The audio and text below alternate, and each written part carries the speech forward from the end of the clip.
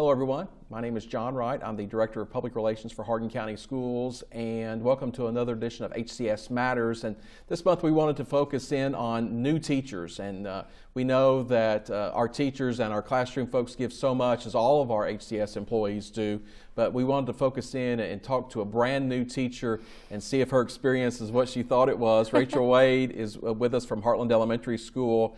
And Rachel, is your experience, well, like you thought it might be? It's everything and more. Okay. It really is. You're right. Okay.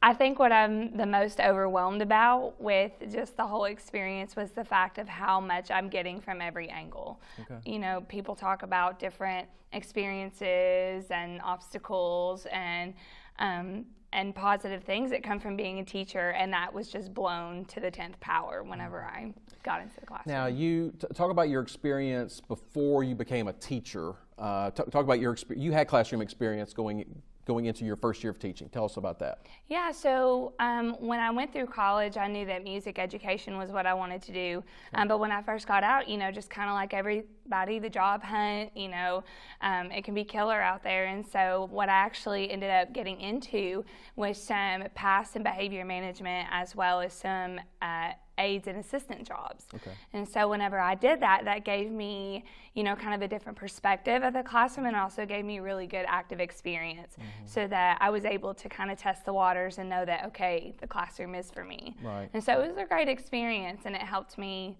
to kind of manage my own classroom the way I envisioned. So when did you say, hey, I'm going to go into education, I'm going to be a teacher. That's how I'm going to, that's what my career is going to be. So music was my first love. Okay. And then, you know, not everybody turns into a Beyonce when they grow up. And so I was like, well, you got to find something that involves music. And so when I was in high school and I got to experience a lot of those great music education opportunities, I told myself, you know, I want to be the music teacher that discovers those students and that encourages them to pursue that career. And so it was probably about junior or senior year of high school when I decided that. Did you have a music teacher that was, hey, this is somebody I want to emulate, or this is somebody that...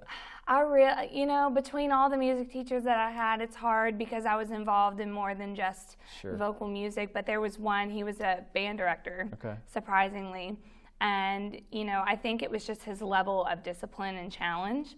And he was in Clark County, and he was just an incredible inspiration to me, in that he held you to your best and expected your best at every hour of the day. And so, you know, surprisingly, he was the person who inspired me the most. Yeah.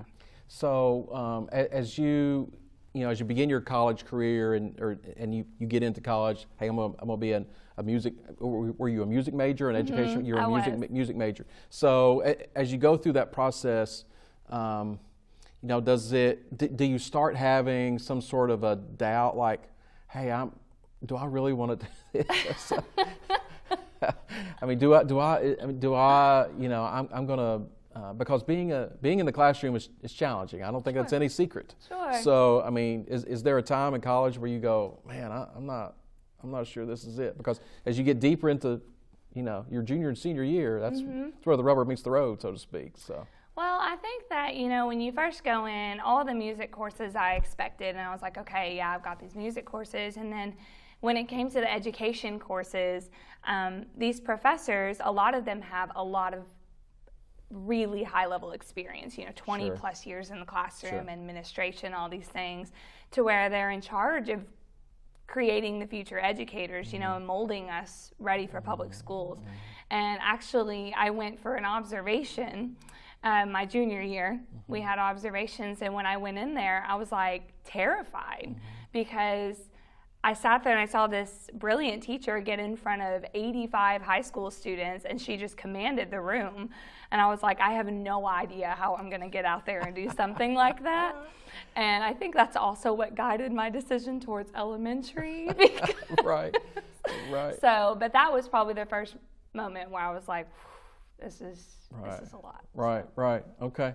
So, when you got out of college, you went, you know, you did some classroom work or whatever. So what brought you? You told me you're not from Hardin County originally. So what brought you to Hardin County? What was the draw for you to Hardin County? Well, it's competitive. It's, music jobs, there's one per school, sometimes three per school max. And that's a competitive field. There's hundreds of us, being pumped out of these colleges every year. And then, there might be 50 jobs total in Kentucky. And so it's hardcore. And so, after applying for jobs, and I'm sitting here in July, and I've tried everything local, I've done all of these things, and then I get an interview at this school in Hardin County, which I've never even heard of, and I'm like, well, I'm going to give it a shot. And then it turned out, it was a wonderful opportunity, and I found out that, regardless of, this isn't where I'm from, I'm not familiar, but this is a job, and these are kids that need to be taught. And so that was what brought me here. Okay. Yeah. So you are enjoying your time here? Not trying to put any pressure on you. Are you enjoying your time in Hardin County? Okay. Good. I am. Good. Yeah, Good. It's been nothing but, there's been challenges, but I've received nothing but positive feelings or, experiences. I really am loving every minute of it. Good. Yeah. Now, so with and I hate to say a regular teacher, but in a teacher that teaches fourth grade writing or whatever, it seems like we're, especially into high school levels, it seems like we're trying to, and Mr. Bauer, who's in our HR department, said, it's easier to find a pink elephant walking down Dixie Highway than it is a teacher or an English or a math teacher or a science teacher for the high school level. But you just talked about how competitive those jobs were that are so defined, like a music teacher or an art teacher. So I guess talk about the difference there. You were nervous, whereas a lot of folks coming out of college probably weren't nervous because they knew those jobs were out there. So. Yeah, I think, those feelings of, one, there's a lot of teachers where whenever they lock into a music position, as long as that keeps getting offered back to them, they're almost always going to keep it.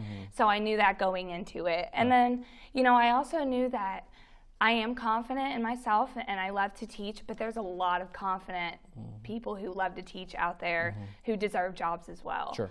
And I guess kind of comparing to a general education or regular education teacher, I don't have another qualification where I can focus in maybe special ed or focus in writing or math or science, whereas my certification is just very boiled down to that one specific subject. And so I guess that's where all of the nerves came from. It's like, well, this is your area. Let's see where that goes. Right. Yeah. So your passion for music. You were going to do something with music either way, it sounds like. So, yeah. So, when you come into, or when children come into your classroom, a very specialized classroom, I guess what's their first day of school emotion coming into a music classroom? Do they have high expectations for themselves, or I guess what's the emotion you see most of all? I think the first thing is just uncertainty. Sure. A lot of the time you don't really get into and experience music for what it is until you've learned it. And that's usually later down the road when you see these kids who are in marching band in high school or in choir, they know what music is, they're able to perform it. So, more often than not, elementary students are just really unsure of what music is going to offer. And so that was what I saw first coming in. And when they first came to see me in the classroom was just a little uncertainty, and they weren't too sure what to expect. Sure. Yeah. So now here we are. People will be seeing this in February. Here we are in February. What's the difference now? How have they gotten over that? I think so. Okay. We establish routine, just like every other classroom. I have a routine. I have a schedule. I try to keep it consistent. And, the purpose of a special area, as far as mine, is to take these children's brains who majority have been working on the left side of their brain for a lot of the day, that very practical, concrete, science, mathematical element of their brain.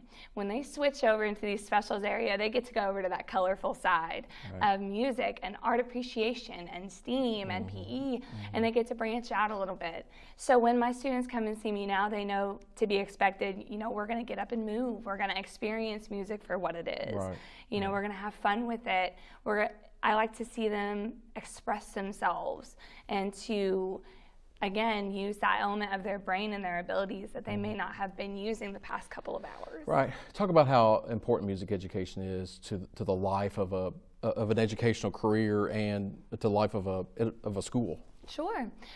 What I love to see is, I love to see kids who thrive in music and who, pursue it as a career. But what I really love to see is, when I was in college, there was that one guy who was an engineer major in school, but he was in band.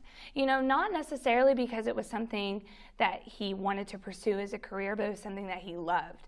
And I think a love and appreciation for music, when we instill that in kids as they grow up, that will, one, continue to grow our music programs, in the future, and also the music industry in general, because you won't have those things unless you instill it in them when they're young. So, music appreciation and just respect for it, I think, is what I mostly want to grow in them, so that we're able to have those things in the future. Are you looking forward to, you're being a brand new teacher, this hasn't happened to you yet, but are you looking forward to 10 years into your career, 20 years into your career, that high school kid or that maybe even that college graduate coming back and say, hey, Ms. Wade, I really appreciate you teaching me this?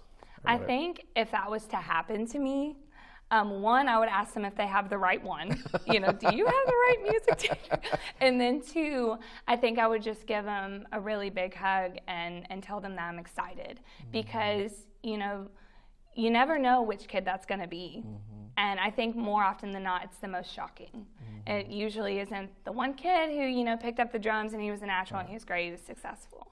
Sometimes it's that one girl who was just really, really shy and she wasn't sure about herself, and she was very uncertain, but her love of music helped her to express herself. I think more often than not, those are the students that you see come back. And those related arts fields, do you guys probably try to keep up with what kids are learning in those general education classrooms and kind of bring that into music? How challenging is that? The cross curriculum is actually something that I really love, because sometimes it's overseen that there are a lot of connections between our general education classrooms and music ed. And so what I have found challenging is how many connections there are, and how many should we try to create, how many should we try to implement. And, normally people say, yes, there's math involved in music, and yes, there's, writing and reading, but there's science involved in music too. How do sound waves work? How does sound go into the air? How does it affect physical objects? And so there are those challenges in which I'm like, wow, there's a lot that we could be doing together. And so I think the most challenging part is just all of the options and all the opportunity. Right. So you see kindergartners, first graders, second grade, all the way up to fifth graders. Grade. So talk about how do you get your message across to a kindergartner versus a third grader versus a fifth grader? I mean, talk about some of the strategies that you have to implement to change your communication for them, I guess. Sure. Patience. Yeah. A lot of patience and vocabulary. The way that I speak to a kindergartner who is 5, they're very non-concrete. Their imaginations are running. The metaphors that I use, the analogies that I use, the vocabulary that I use, all those things go into play. Whereas with a fifth grader, it's black or white for them at this point. They've been taught that concrete, critical thinking. So with a fifth grader, it's like, this is how it is, and this is how it's not. And they latch onto it and they go, okay, here I go. Whereas a 5-year-old, they're going to take it and blow it up into 50 other things that it possibly could be. Right. So I guess those are the things I usually change. My wife is a high school guidance counselor, and she was a high school teacher before that. And she has said, I don't know if I could do elementary because, you're on the floor, you are hanging upside down. It seems like an elementary teacher is wearing pajamas on pajama day. So it seems like that an elementary teacher is all over the place. But that's where you wanted to be. Why elementary? I think that what made me fall in love with elementary was the fact that small little window that we have, they are very resilient and they absorb more than we give them credit for. Okay. And I wanted to be a part of that. You know, usually by the time a child has reached 16, 18 years old, I mean, they're potentially ready for military. They're ready to make really big life decisions. They're ready for school. They're ready for, you know, the career force, all of these things. Whereas, you know, a 7-year-old, there's so much potential. There's so much unknown, and being a part of guiding them into those future decisions is something that I fell in love with, and also it's a lot of fun. Right. And what are you looking forward to?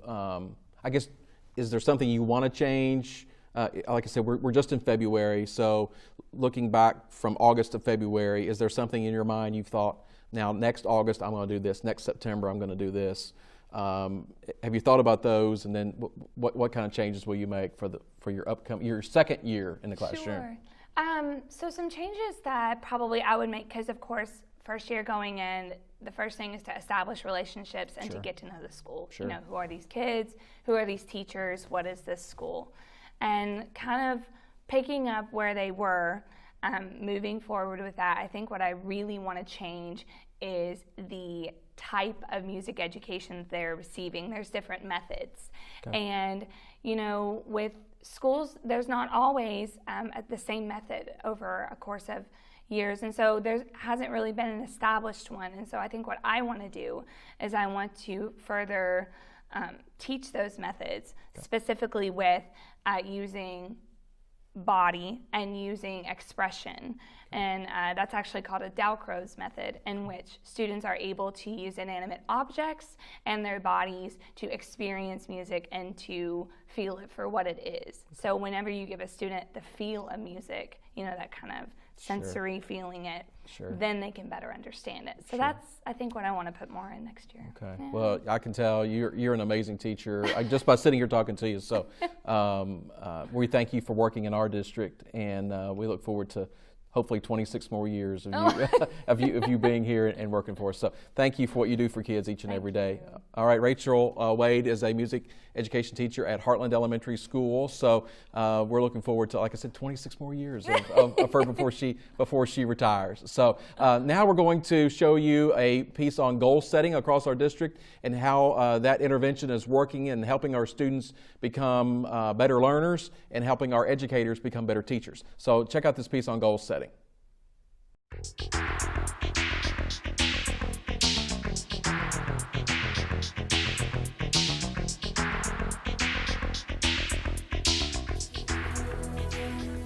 We are so excited about the new accountability system here in Kentucky.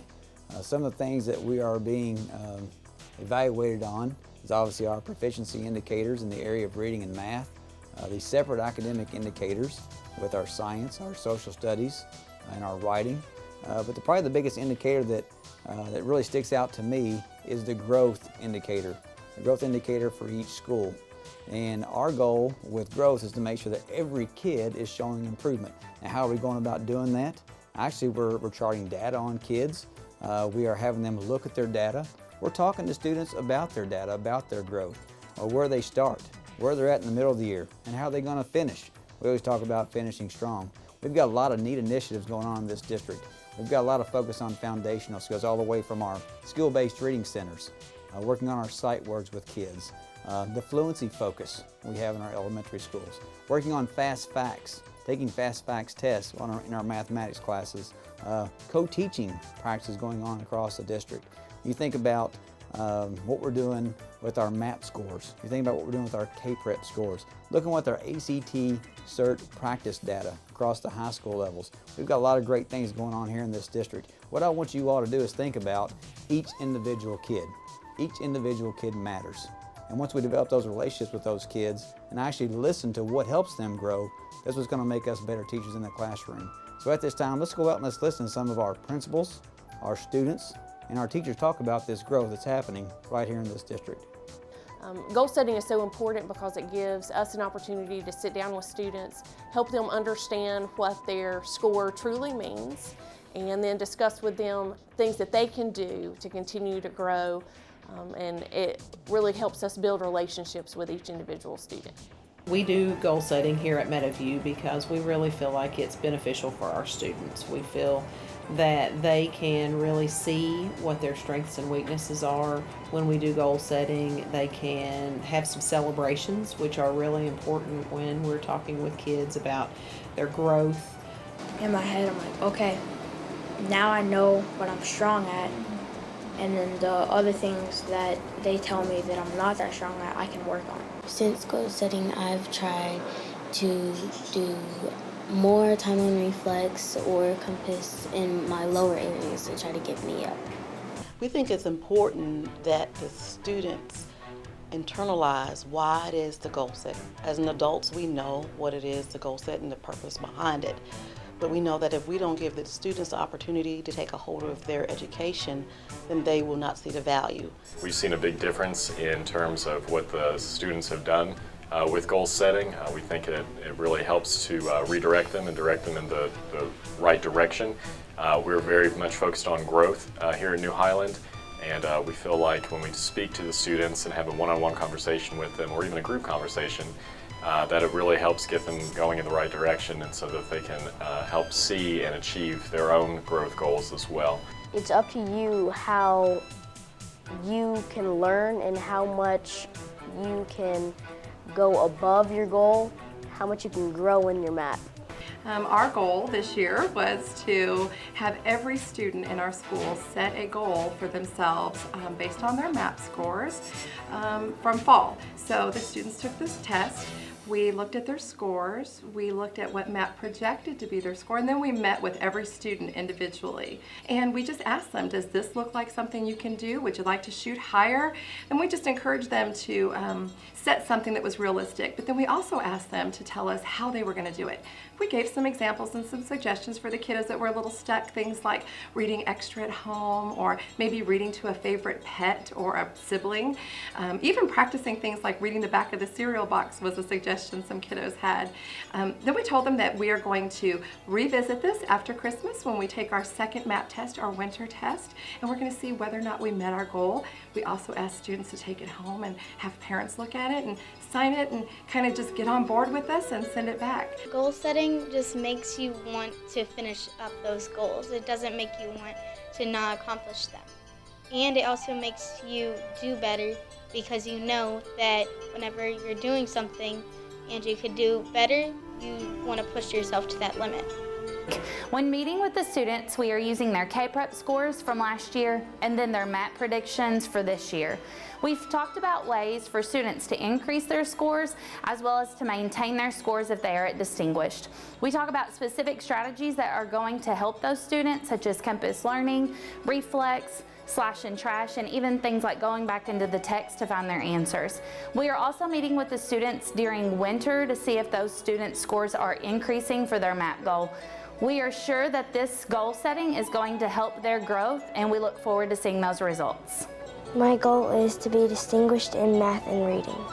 I'm going to do my homework, read 20 minutes a night, and get on reflex. I'm really excited for goal setting because it helps me prepare for my life and it helps you improve to get distinguished on K-Prep, all A's, and to reach reflex 100% every year.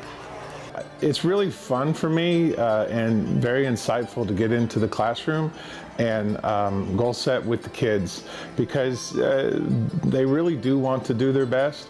And when you sit down with them and you explain that goals are to make yourself better, and then you talk about where they're at and where they want to be, and then the ways, the strategies to use to get them there, it really, I believe, helps focus the kids on what they're doing. My goals are to get all distinguished on K-Prep and to do as best as I can do on MAP. We go over all the novice, apprentice, proficient, distinguished, and we let the kids take ownership and they select their goals, and we just kind of guide them on, you know, maybe that's a little too high or maybe not, maybe you can do better. But we also focus on MAP growth because so many of our students are below grade level, so we really want to focus on keep getting better every single day. Every day you come to school, let's learn, let's get better. That's our number one thing. Sitting down with someone for goal setting makes you realize like your responsibility in your testing, and it makes you realize that your responsibility is to do good on these tests and to grow and be better. Like, it helps me know like if I'm like not doing good in a certain area, then like it's pushing me to do even better. In the past, we would do one-on-one goal setting with our sophomores and our juniors after they took the practice ACT, and our teachers felt that it would be more beneficial to do the goal setting within the classroom. So when they have science and math and English, they will do goal setting based on their practice ACT scores this year within those classrooms. Ms. Slavin, who is our transition readiness coach, she has worked with our teachers to provide them with a lesson plan on ways to develop goal setting strategies. Students are going to look at their CERT test, which is the practice ACT. They will receive scores in math, English, reading, and science. And we do have a computer program that will also help students with tutorials, lesson plans to help guide them and grow when we take the next practice ACT in the winter. And then they'll take the real ACT in the spring and March. Also, our freshmen are all taking the MAP test this year because it gives us very good data for our teachers to guide their instructional practices and to individualize students' learning. If we give a test and we don't talk about the results, they don't have ownership in it. I think it's important to let the kids know where they stand and most importantly, what gaps they may have if they've not met certain standards or mastered certain standards. But when you really show them this is the content you don't understand or you've not mastered yet, and we want to help you get there, there's more buy-in in it, and they take more ownership, and I think that they appreciate that more than just talking about scores. I look forward to goal setting because it's a way to keep pushing yourself. With our new accountability system, I always call this an equal opportunity system for all of our schools. We can't always control who's always going to be proficient. We can't always control who's going to meet every separate academic indicator to the proficient level, but we can determine that each kid has an opportunity to grow and learn to the highest levels. We can take ownership in that process. We want the students to take ownership in that process. Parents, students, teachers, faculty, we need every person to be helpful in this process so every student can grow and achieve at high levels. Thank you for being a part of this process. Thank you for being part of year 3 of goal setting in Hardin County Schools, and thank you for making a difference. Well, thank you to Rachel Wade from Heartland Elementary School for coming in and hanging out with us, and also we appreciate everyone who participated in that goal setting video, and appreciate Mr. Sutton putting that together and his hard work and his team's hard work in helping our students across the district become better learners. Thank you for watching this edition of HCS Matters.